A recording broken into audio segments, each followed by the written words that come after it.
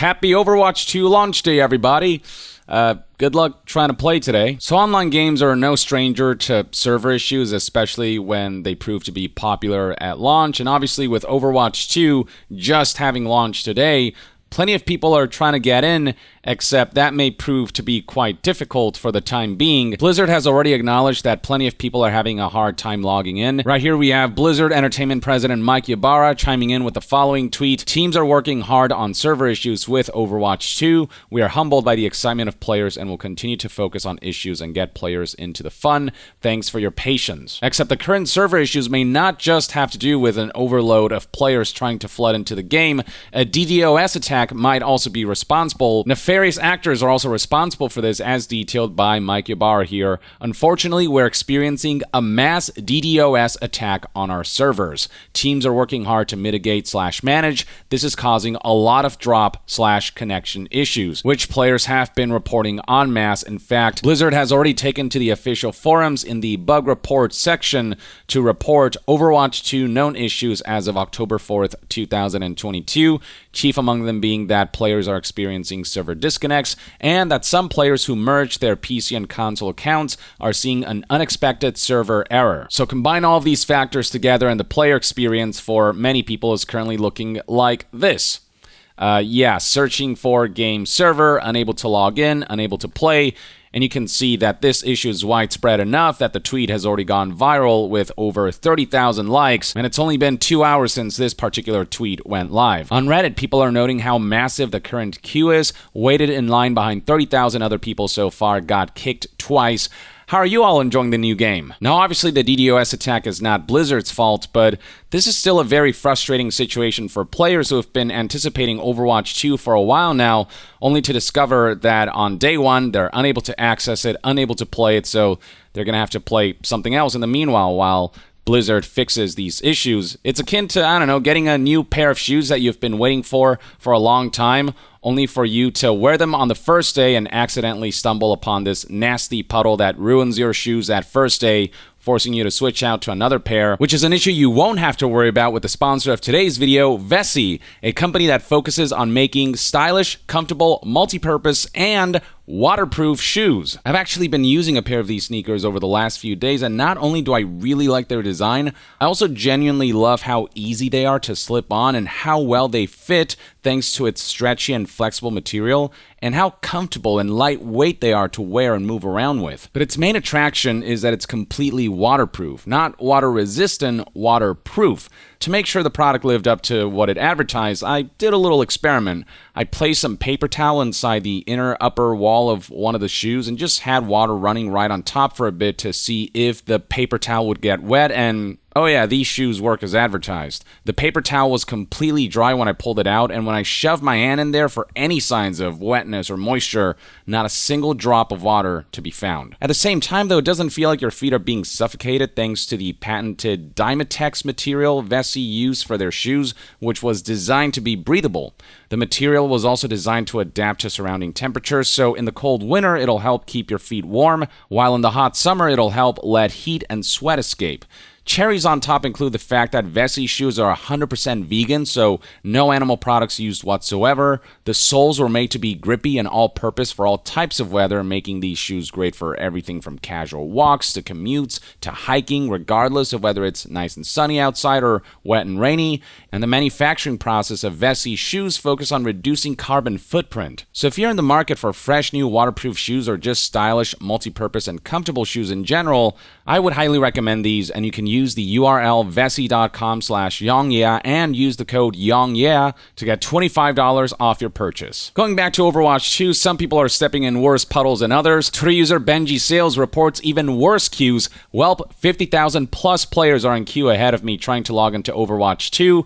I think it's safe to say a lot of people are trying to play this game that just released, LOL, and plenty of people are getting disconnected because of server issues and DDoS attacks, so suffice to say this has not been a smooth launch for Overwatch 2. Some people are reporting that the issue might be worse on consoles than on PC, because if you go to Twitch right now, you'll see that PC streamers are in the game at the very least, whereas console players are all seeing basically the same screen of trying to log in but being unable to. And making Overwatch 2's launch not as celebratory as it could be is this discovery right here. Happy Overwatch 2 launch day, tweets rude as heck, pointing out this post by Ryan Brown, which if we click on will take you to this tweet highlighting how, based on a Eurogamer report, Activision Blizzard have been found to have withheld raises from staff campaigning for unions by the National Labor Relations Board. So on top of a rough launch for Overwatch 2, more scummy workplace practices have been exposed. And prior to launch, Overwatch 2 has already been facing plenty of scrutiny because of certain decisions, like when last month it was discovered that new heroes would be locked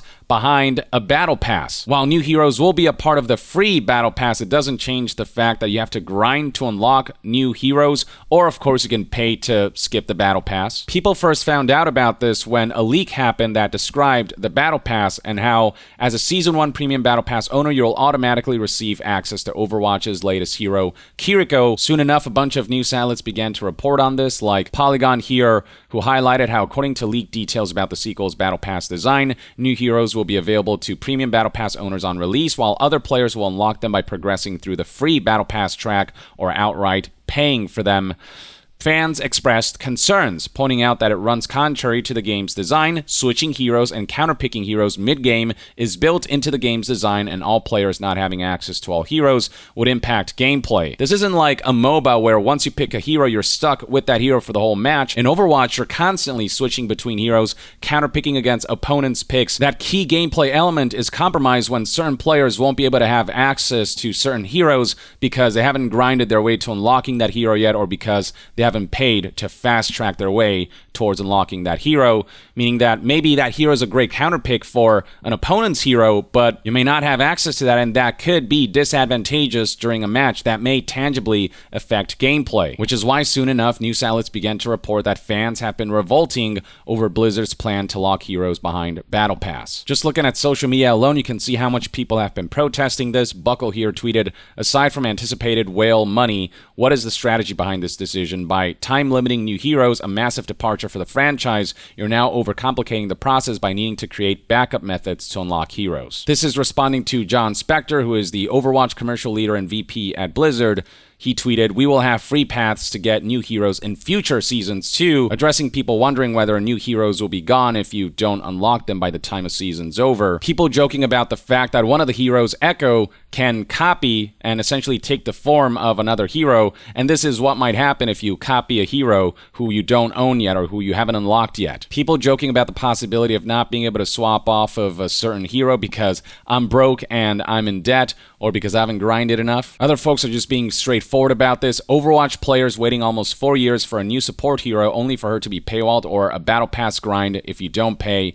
Fucking incredible. Here's one more echoing the sentiments about how Overwatch is all about swapping heroes, and when you don't have all of your heroes unlocked because the battle pass limits your ability to access that hero unless you pay or grind, I mean, that is just not ideal for specifically the kind of game design that Overwatch went for. If you look at top comments on the official Overwatch subreddit in the last month, you can see that the majority of them consist of people saying no to heroes being locked behind the battle pass. This has 27,000 upvotes, over 27,000 upvotes as of its publishing. You've got another one with over 22,000 upvotes. Overwatch hyper-positive cinematics versus Blizzard reality. Can I be a hero just like you? Ew, no, you're too poor. And so on and so forth. Here's one more. The current state of Overwatch community. Clicking on the post will take you to this image of two people arguing, locking heroes behind a battle pass is terrible for the players. They're in the free tier. Just grind for a few hours. It's not a big deal. Well, if it's not a big deal, then why don't they just give them for free? They've always done it. It encourages people to log in to play the game. Well, FOMO is an encouragement, which I too agree with. And Blizzard did in fact say that the reason they're locking new heroes behind the battle pass is because new heroes are the single most engaging content. It's not an insubstantial grind either. For example, Kiriko is locked behind tier 55 out of 80 of the 9-week battle pass. There's enough of a grind there that you have to engage in that it is going to be a bothersome process to unlock a hero that might be a great mid-game play counterpick to an opponent's hero. hero. And in regards to locking heroes behind Battle Pass being all about engagement, here's the direct quote from General Manager Walter Kong, who said, "Well, heroes are the single most engaging content that we have in the game, and as we designed this model, it seemed to be a very strong fit to put those heroes into our new engagement systems. It's not about what's most fun or most ideal, it's about how do we game the game so that people are forced to play more, they're forced to stay more engaged. How about making the game as fun as possible and letting the gameplay be what keeps people engaged instead of some gamed system that manipulates people to stay engaged?" And the funny part is that game director Aaron Keller offered reasons for why this all won't be such a big deal, this whole locking heroes behind Battle Pass. Keller insisted that the reality is that most players don't swap heroes and instead play only a small number of ones they're familiar with. But not long after, it was announced that Overwatch 2 would be tweaked to make swapping heroes a bigger deal despite locking them behind the Battle Pass, which means that Keller's argument that people don't swap heroes as much and only play as a small number of heroes, and making that the reason for why locking heroes behind Battle Pass won't be a big deal, falls apart when the game actively encourages you to swap heroes during a match. Overwatch 2 does this by letting you keep 30% of ultimate charge when a player swaps from one hero to another. In the beta, that was strictly for damage characters, but in the final game, every role will have this passive, which will encourage people to swap heroes on the fly, which makes it less ideal that new heroes will be locked behind a battle pass, behind a grind wall or a paywall. Which is why over the last month on Reddit, you'll find people posting things like, locking characters behind battle passes, regardless of whether it's a free pass or not, is a horrible idea. Plenty of people agreeing, judging by the number of upvotes and the percentage ratio. And on the flip side, Blizzard did introduce something called the first-time user experience that essentially will have players who never played Overwatch 1 and are stepping into Overwatch 2 for the first time.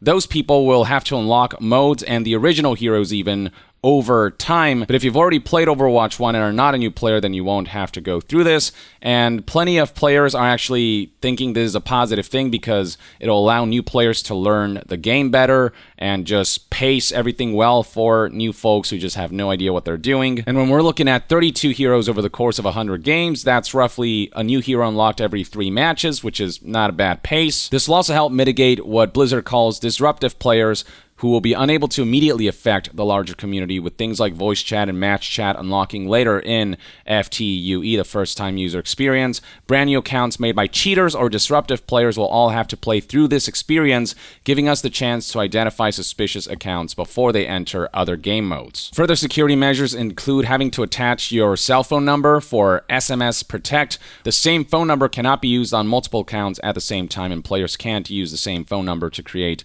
multiple accounts. So there's stuff like that veteran players are like, this probably is a good thing.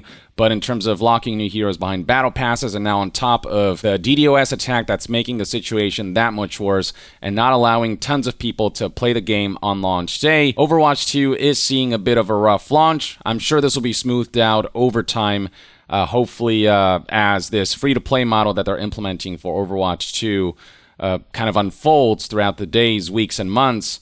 Hopefully it won't be as bad as some people are anticipating it to be, especially with heroes being locked behind Battle Pass. I suppose only time will tell on that front. I mean, the very notion of this being an Overwatch 2 is something that's being scrutinized. Many people feel like this is more of like an update to Overwatch 1 Chapter 2, rather than a full-fledged Overwatch 2, and then launch woes, server issues, and all these things. That's got people frustrated. So yeah, there's just a lot that Blizzard has to address and deal with when it comes to Overwatch 2. But time will tell how all of this plays out in the long term. In the meantime, though, let me know in the comments below what your thoughts and opinions are on Overwatch 2, the complaints surrounding heroes being locked behind Battle Pass, and the rough launch as a result of server issues, an overabundance of players, DDoS attacks, you name it. Have you been able to get in? Have you been enjoying the game so far? Share your thoughts in the comments below. And to be further updated on all things gaming news, reviews, and discussions, stay tuned right here on Young Yeah. I'll see you guys next time. Young out.